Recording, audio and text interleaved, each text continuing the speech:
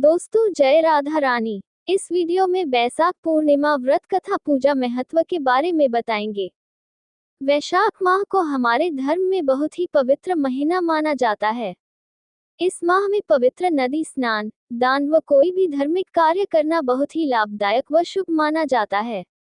हिंदू पंचांग के अनुसार वैशाख माह की पूर्ण चंद्रमा तिथि को वैशाख पूर्णिमा कहते हैं। वैशाख पूर्णिमा के दिन ही भगवान विष्णु के 9वें अवतार भगवान बुद्ध का भी जन्म हुआ था। इसलिए बौद्ध धर्म के अनुयायी इसे बुद्ध पूर्णिमा के रूप में भी मनाते हैं। वैसे इसे सत्य विनायक पूर्णिमा भी कहा जाता है।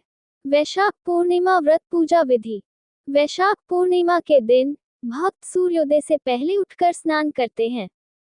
लोग पूर्णिमा तिथि समाप्त होने तक इस दिन उपवास रखते हैं। घर के अलाव की सफाई की जाती है और उसे पीले फूलों, धूप और दियों से सजाया जाता है। घर में किसी भी देवता या भगवान विष्णु की एक तस्वीर के सामने प्रार्थना की जाती है। लोग वैशाख पूर्णिमा पर सत्यनारायण पूजा कराना भी पसंद करते हैं। पूजा के दौरान सत्यनारायण कथा का पाठ भी कराते हैं श्रद्धालु। दूध, घी, शहद, गुड़, नारियल और सूजी से बना एक विशेष प्रसाद भगवान विष्णु या सत्यनारायण के सामने रखा जाता है। चंदन का लेप, सुपारी, पत्ते और फल भी भगवान को अर्पित किए जाते हैं।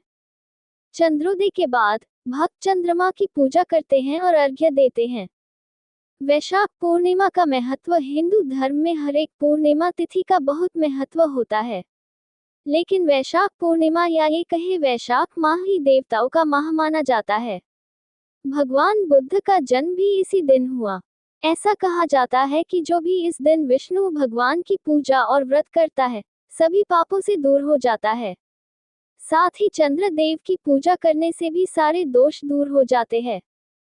वैशाख पूर्णिमा पर दान और पवित्र नदी या सरोवर में स्नान करने का भी विशेष महत्व होता है। इस दिन भगवान ब्रह्मा ने काली व सफेद तिलों का निर्माण किया था। इसलिए इस दिन तिल का उपयोग जरूर करना चाहिए तथा गौमाता का भी दान करना चाहिए। वैशाख पूर्णिमा को सत्य विनायक पूर्णिमा के नाम से भी जाना जाता है। कहते हैं कि जब श्री कृष्ण से उनके बचपन के सहपाठी मित्र ब्राह्मण सुदामा द्वारिका मिलने पहुंचे, तो श्री कृष्ण जी ने उनको सत्य विनायक व्रत यानी वैशाख पूर्णिमा व्रत का विधान बताया। उसी को करने से उनकी सारी दरिद्रता दूर हो गई थी और वे धनवान हो गए थे। वैशाख पूर्णिमा कथा। द्वापर युग के समय की बात है। एक बार माँ यशोदा भगवान श्री कृष्ण से कहती है कि हे कृष्ण, तुम सारे संसार के पालनहार हो, मुझे तुम कोई ऐसा विधान बताओ जिससे किसी भी स्त्री को विधवा होने का कोई भी डर नहीं रहे और वह व्रत सारे मनुष्यों की इच्छा को पूरा करने का फल देता हो।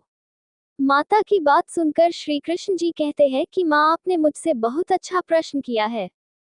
मैं आपको ऐसे व्रत के बारे में विस्तार से बताता हूँ। अपने सौभाग्य प्राप्ति के लिए सभी महिलाओं को 32 पूर्ण मासी का व्रत करने चाहिए। इससे सौभाग्य की प्राप्ति और संतान की रक्षा होती है। एक बहुत ही प्रसिद्ध राजा चंद्रहास्य के शासन में रत्नों से परिपूर्ण कांतिका नामक नगर था, जिसमें धनेश्वर नाम का ब्राह्मण निवास करता था। उसकी पत्नी का नाम सुशीला था। वह बहुत ही सुंदर थी।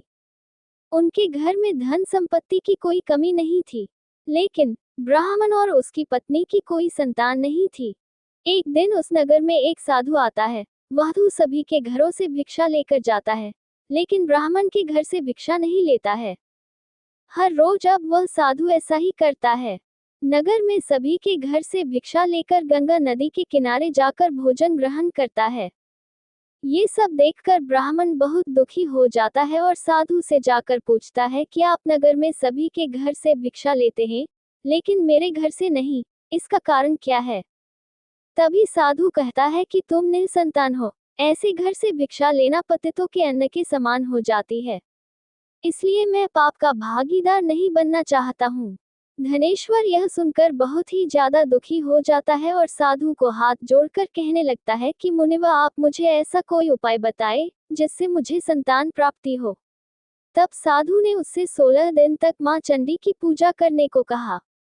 उसके बाद साधु के कहे अनुसार ब्राह्मण दंपत्ति ने ऐसा ही किया। उनकी आराधना से प्रसन्न होकर 16 दिन बाद माँ काली प्रकट हुई। माँ काली ने ब्राह्मण की पत्नी को गर्भवती होने का वरदान दिया और कहा कि अपने सामर्थ्य के अनुसार प्रत्येक पूर्णिमा को तुम दीपक जलाओ। इस तरह हर पूर्णिमा के दिन तक दीपक बढ़ाती जाना, जब तक कम से कम 32 दीपक न हो जाएं। ब्राह्मण ने अपनी पत्नी को पूजा के लिए पेड़ से आम का कच्चा फल तोड़ कर दिया। उसकी पत्नी ने पूजा की और फलस्वरूप वह गर्भवती हो गई। प्रत्येक पूर्णिमा को वह माँ काली के कहे अनुसार दीपक जलाती रही। माँ काली की कृपा से उनके घर एक पुत्र ने जन्म लिया, जिसका नाम देवदास रखा।